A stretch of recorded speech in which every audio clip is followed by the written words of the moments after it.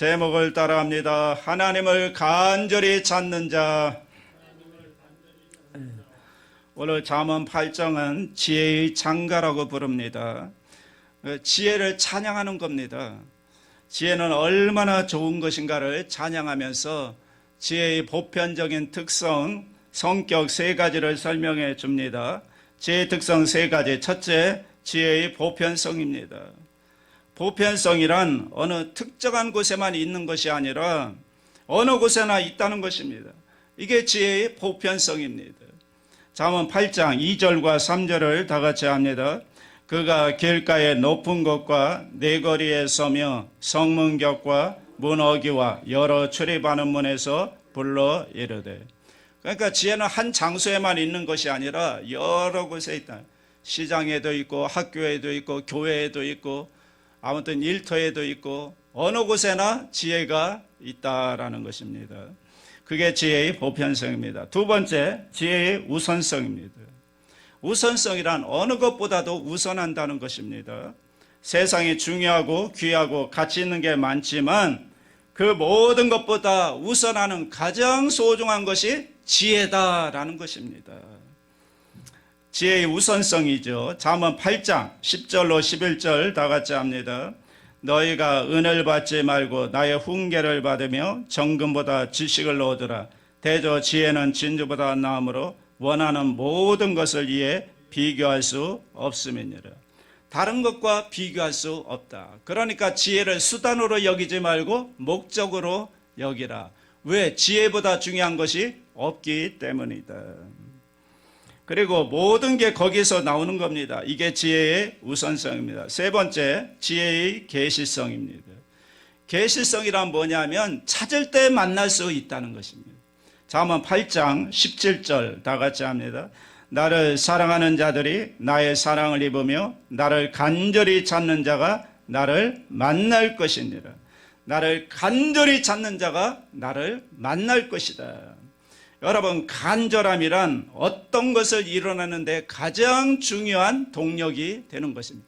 간절함보다 더 중요한 건 없는 것 같습니다. 무엇이든지 간절함만 가지고 있으면 반드시 그것을 이루는 것을 우리가 경험할 수가 있습니다. 그래서 우리가 내가 무언가를 해야 되겠다, 이루어야 되겠다 생각할 때 필요한 게 많죠. 뭐 돈도 필요하고 체력도 필요하고 여러 가지 필요한 것이 많지만 가장 중요한 동력은 이 간절함이라는 거예요. 간절함만 있으면 그것을 이루게 됩니다. 그런데 문제는 이 간절함이라고 하는 것이 양면적이라는 거죠. 좋은 쪽으로도 간절할 수 있지만 나쁜 쪽으로도 간절할 수 있다는 것이죠. 그래서 안타까운 것은 그런 간절함을 이용해서 마귀도 역사한다는 거예요. 그래서 나쁜 쪽으로 간절함을 가지고 있으면 굉장히 나쁜 결과를 낳기 때문에 이 간절한 것도 좋은 방향으로 간절함을 가지는 게 중요하겠습니다. 오늘 본문을 보면 어떻게 이런 지혜를 얻을 수 있느냐에 대한 얘기입니다. 17절을 다시 한번 읽어보겠습니다. 나를 사랑하는 자들이 나의 사랑을 입으며 나를 간절히 찾는 자가 나를 만날 것이니라. 여기서 나는 누구냐? 1차적으로는 지혜를 말하는 것이고 근본적으로는 하나님을 말하는 것입니다. 하나님이 말씀하십니다. 나를 사랑하는 자들이 나의 사랑을 입으며 나를 간절히 찾는 자가 나를 만난다. 여러분, 하나님을 사랑하면 하나님의 사랑을 입습니다. 그런데 여기서 오해하면 안 됩니다. 그러면 내가 하나님 사랑하지 않으면 하나님의 사랑을 못 받는다는 얘기냐? 그런 얘기는 아닙니다. 우리는 먼저 하나님의 사랑을 받았습니다. 우리가 아직 죄인 되었을 때, 우리가 하나님을 사랑하지 않았을 때도 이미 사랑을 받았습니다. 그러나 내가 하나님으로부터 사랑을 받았다는 것과 내가 그 사랑을 받고 깨닫고 그 사랑에 감격하고 감사하는 것은 다른 것입니다. 그래서 하나님의 사랑을 깨닫고 그 사랑을 고백하면서 하나님과 깊은 관계로 이어지는 것이 중요합니다. 제가 하나님의 사랑을 많이 받았습니다. 이렇게 깨닫고 고백하면서 하나님을 사랑한다면 너는 하나님의 더 깊은 사랑을 알게 될 것이다. 그런 의미입니다. 또한 나를 간절히 찾는 자가 나를 만날 것이다 그랬습니다. 이 구절도 오해하시면 안 됩니다. 내가 간절히 찾기만 하면 당연히 그 결과로서 하나님을 만나는 거냐? 아닙니다. 이 간절함이 중요하지만 간절함에도 한계가 있습니다. 그래서 간절함보다 더 중요한 게 뭐냐면 은총인 것입니다. 은혜라는 것입니다. 제가 전에 성도들하고 기도 얘기를 하다가 한 번은 굉장히 속으로 놀란 적이 있는데 어느 분이 이런 얘기를 하더라고요. 목사님, 제가 기도를 했는데 말이죠. 이런 얘기를 하는 거예요. 제가 기도를 했는데 말이죠. 그러니까 이분은 기도를 공로로 생각한다고 제가 느꼈어요. 이번에 기도를 공로로 생각하는구나 하는 걸 알았습니다. 그래서 내가 그때 뭐라고 했냐면 그래서 어쩌란 말입니까? 라고 속으로 얘기를 한 적이 있습니다. 내가 기도를 했는데 말이죠. 여러분, 내가 간절히 기도하는 건 좋은 거지만 내가 간절히 기도하는 것보다 더 우선하고 더 중요한 게 있다는 겁니다. 그게 뭡니까? 하나님이 나의 기도에 응답하시겠다고 하는 약속이 먼저라는 거예요. 은총이 먼저라는 거예요. 그 약속이 있고 은총이 있기 때문에 우리가 기도하는 것이죠. 내 기도가 여러분 공로가 되면 안 됩니다. 그 은총이 없다면, 하나님의 약속이 없다면 내가 아무리 부르짖은들 그게 무슨 소용이 있겠습니까? 하나님의 약속이 나의 기도에 응답해 주시겠다는 약속이 먼저 있기 때문에 그 은총에 의지해서 우리가 하나님 앞에 간절히 기도하는 겁니다. 그러므로 내가 기도하는 것보다 기도를 들어주시겠다고 하는 하나님의 약속이 먼저 있는 것이고 그게 더 중요한 것이다. 그 약속 안에서, 그 은총 안에서 우리의 수고와 노력이 의미가 있게 되는 것입니다.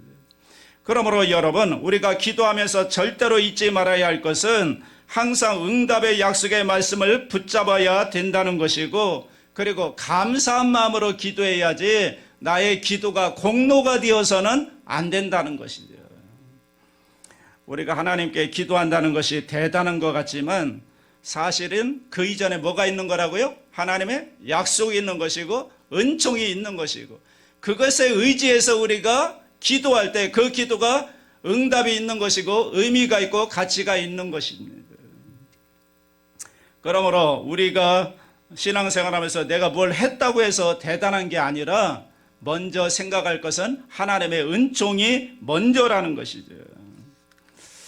자, 오늘 본문은 지혜를 갈망하고 하나님을 간절히 사모하는 자를 다른 말로 표현하고 있습니다. 그게 뭐냐면 야훼를 경외하는 자입니다.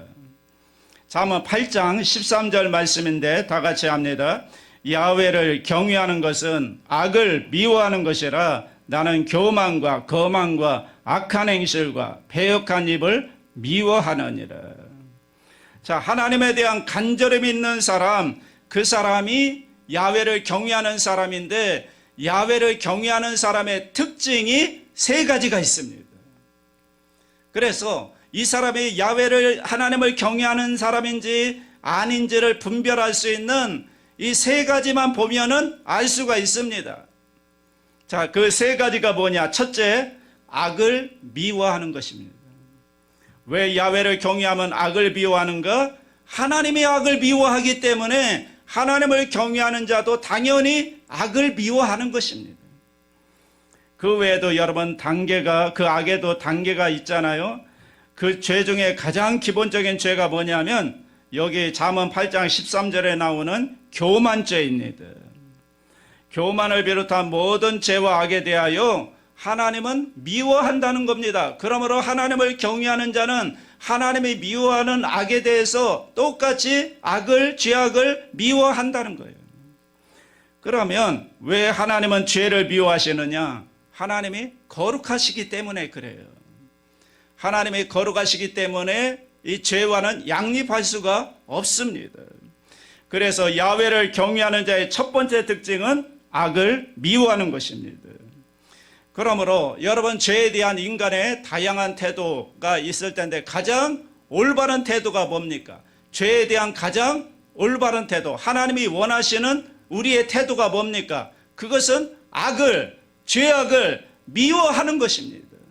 죄악을 피하는 게 아니라 악을 미워하는 게 이게 하나님이 가장 원하시는 것입니다. 죄를 미워하는 겁니다. 그런데요, 회개 기도를 하면서도 죄를 미워하지 않을 수가 있습니다. 아주 유명한 예를 제가 말씀드릴게요. 어떤 교회에서 이 결혼한 젊은 남자가 은혜를 받고 나서 결혼하지 않은 자매에게 이런 고백을 했습니다.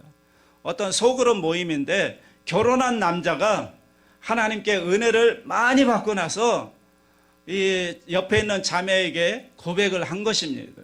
뭐라고 고백했냐면, 자매님, 사실 저는 지금까지 은밀하게 당신을 사모하고 사랑해 왔습니다. 내가 은혜를 받고 그게 잘못이라는 걸 깨달았습니다. 용서해 주십시오라고 고백을 했습니다. 그 얘기를 들은 자매는 깜짝 놀랐죠. 전혀 그 사실을 몰랐다가, 그런데 그 말을 듣고 나서 그 남자를 사랑하게 됐어요. 그래서 두 사람은 결국 넘지 말아야 할 선을 넘고 말아버렸습니다. 자, 왜 이런 일이 일어났느냐는 거예요. 두 사람도 놀라고 상담자도 놀랐어요. 이 죄인 줄 뻔히 알면서도 왜 두 사람은 그 길로 갔을까? 기도를 했더니 하나님의 응답이 주어졌습니다. 너희들 속에 야훼를 경외하는 마음이 없기 때문이다. 그러니까 그 남자도 죄를 미워하지 않았고 그 여자도 죄를 미워하지 않았던 거예요. 회개는 했는데 죄를 미워했어야 되는데 죄를 미워하지 않고 사랑한 거죠. 여러분, 죄를 미워하지 않으면 회개의 고백도 올무가 될 수 있다는 거죠. 그래서 죄를 미워하게 해달라는 기도는 하나님이 원하시는 기도이고 문제를 근본적으로 해결하는 중요한 제목이라는 걸 기억하셔야 됩니다. 제이도우슨이 이런 말을 했습니다. 죄를 미워하지 않고 기도하는 것은 똥을 치우지 않고 그대로 둔 채 파리가 날아오지 않도록 기도하는 것과 똑같다. 이해가 쉽게 되죠. 야훼를 경외하는 첫 번째 사람의 특징이 뭐라고요? 죄를 미워하는 것이다. 두 번째, 말씀에 순종하는 게 야훼를 경외하는 사람의 특징이다. 창세기 22장에 보면 하나님이 아브라함에게 네 아들 이삭을 번제로 바치라 이렇게 명령하죠. 아브라함이 갈등하죠. 그러나 이 하나님 말씀에 순종해야 되겠다 결심하고 이삭을 데리고 아침 일찍 모리아 산으로 가서 번제물로 이삭을 결박해서 하나님께 제물로 드리려고 칼을 드는 순간 하나님의 음성이 들려오죠. 아브라함아, 아브라함아, 이삭에게 손대지 마라. 그러고 나서 뭐라고 하시는가 하면 창세기 22장 12절에 보면 내가 네 아들 네 독자까지도 내게 아끼지 아니하였으니 내가 이제야 네가 하나님을 경외하는 줄을 아노라. 그러니까 그 순종하기 어려운 하나님의 명령에 순종을 했을 때 하나님을 경외하는 줄 하나님이 인정을 해준 것을 보게 되는 것입니다. 그래서 야훼를 경외하는 사람의 두 번째 특징은 뭐냐면 하나님의 말씀에 순종하기 어려운 말씀이라도 순종하는 삶을 살 때 그 사람이 야훼를 경외하는 사람이라는 것을 알 수가 있습니다. 세 번째, 하나님과 친밀한 관계를 누리는 것입니다. 성경 한 구절을 찾겠습니다. 시편 25편 14절 말씀입니다. 시편 25편 14절 말씀 다 같이 읽습니다. 야훼의 친밀하심이 그를 경외하는 자들에게 있으며 그의 언약을 그들에게 보이시리로다. 야훼의 친밀하심이 누구에게 있다고요? 하나님을 경외하는 자들에게 있다는 거예요. 여러분, 하나님과 친해지고 싶습니까? 야훼를 경외하는 것밖에 없습니다. 야훼를 경외하는 자에게 하나님이 친밀하게 대하시고 그리고 자기의 언약을 보여주신다는 거예요. 다시 말하면 하나님을 경외하는 자에게 하나님의 마음을 열어 보여주신다는 거예요. 하나님의 뜻이 무엇인지 알려주시고 그리고 하나님의 말씀이 어떻게 성취되는가를 보여주시고 하나님의 계획을 알려주시고 그리고 하나님의 숨겨진 깊은 은혜의 세계를 그 앞에 펼치신다는 것입니다. 그리고 그를 아끼고 사랑하고 그와 동행하면서 그래서 그가 안심하고 감격하며 세상을 살게 한다는 것입니다. 여러분, 인간이 세상을 살아가면서 가장 큰 행복이 뭐냐? 하나님과 친밀하게 누리는 게 가장 행복한 삶인 것입니다. 친밀함을 누리는 겁니다. 여러분, 이 은혜를 베풀고자 하나님이 야훼를 경외하는 특징을 말씀하는 겁니다. 세 구절 여러분 기억하시기 바랍니다. 다시 말씀드립니다. 첫째, 잠언 8장 13절, 야훼를 경외하는 자는 죄를 미워한다. 두 번째, 창세기 22장 12절 말씀, 아브라함을 생각하시면서 말씀에 순종하는 게 야훼를 경외하는 거죠. 세 번째, 시편 25편 14절, 하나님과 친밀함을 누리는 게 여러분 야훼를 경외하는 자의 특징입니다. 자, 그러면 성경에 야훼를 경외하는 자의 모델이 누구냐? 모델. 기승전 예수님입니다. 모든 설교의 기승전 결과는 예수님으로 연결이 됩니다. 예수님은 누구보다 죄를 미워하셨고요, 누구보다도 하나님 아버지의 뜻에 순종했고요, 복종했고요, 죽기까지 복종했죠. 그리고 하나님과 더할 수 없는 친밀함을 예수님을 누렸던 것이죠. 언제나 하나님께 질문했고 아버지의 뜻이 이루어지기를 사모했습니다. 자, 어떻게 하면 예수님은 이런 삶을 살아갈 수 있었을까? 어떻게 있었을까요? 그 힘을 하늘로부터 공급받았기 때문입니다. 그래서 예수님은 기도에 힘썼던 것입니다. 여러분, 기도에 힘써야 그 힘을 하늘로부터 공급받아서 우리가 예수님처럼 야훼를 경외하는 삶을 살아갈 수가 있는 것입니다. 여러분, 예수님이 얼마나 바쁘셨습니까?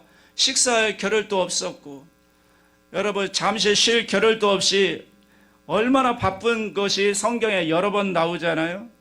자기의 시간을 갖기 어려웠기 때문에 예수님이 선택한 방법이 뭐냐면 그게 바로 새벽 미명이었다. 새벽 미명. 남들이 깨지 않은 조용한 시간에 예수님은 일찍 일어나서 한적한 곳에 가서 아무에게도 방해받지 않고 하나님과 기도, 하나님과 대화하는 시간을 가졌다는 거예요. 그리고 하나님의 음성을 듣고 하나님이 주시는 그 새 힘을 가지고 그 모든 일들을 다 감당할 수가 있었던 것입니다. 자, 오늘 잠언 8장 17절 다시 한번 찾아보세요. 잠언 8장 17절. 간절히 찾는 자가 할 때 간절히 앞에 숫자가 나와 있습니다. 각주 번호가 나와 있죠. 간절히. 그 숫자 밑에 찾아가 보세요. 뭐라고 쓰여 있나? 새벽에라고 쓰여 있죠. 그러니까 17절을 이렇게 읽을 수 있는 겁니다. 나를 새벽에 찾는 자가 나를 만날 것이니라. 이렇게 읽을 수도 있는 것입니다. 그래서 하나님을 간절히 찾는 자가 하나님을 찾기 위해서 자기의 시간을 내야 되는데, 그리고 다른 사람에게 방해를 받지 않아야 되는데, 그 시간이 가장 좋은 시간이 새벽 시간이라는 거죠. 그래서 저는 여러분에게 권면을 드립니다. 새벽 기도를 드리시라는 거예요. 새벽에 교회까지 나오기 힘드시면 집에서라도 말씀을 읽고 하나님 앞에 기도하는 그런 시간을 통해서 하나님을 만나고 하나님의 음성을 듣고 하늘로부터 오는 새 힘을 받아서 그날 하루하루를 승리하며 살아갈 수가 있는 것이죠. 아마 다 경험해 보셨을 겁니다. 새벽 시간 놓쳐버리면요, 낮 시간에, 저녁 시간에 기도 시간 갖기가 얼마나 어려운지 몰라요. 저는 불가능하더라고요. 그래서 새벽에 기도 시간을 놓치면 낮 시간에 기도 못해요. 얼마나 바쁜데요. 그리고 마음 갖기가 쉽지가 않습니다. 그래서 새벽에 여러분, 그래서 우리가 새벽에 모여서 예배하고 말씀을 읽고 기도하는 거 아니겠습니까? 아마 여러분 새벽 시간을 잘 활용하시기를 바랍니다. 새벽에 하나님을 간절히 찾으시기 바랍니다. 그리고 야훼 하나님을 경외하는 자들이 되시기를 바랍니다. 하나님의 놀라운 축복이 여러분과 함께할 줄로 믿습니다.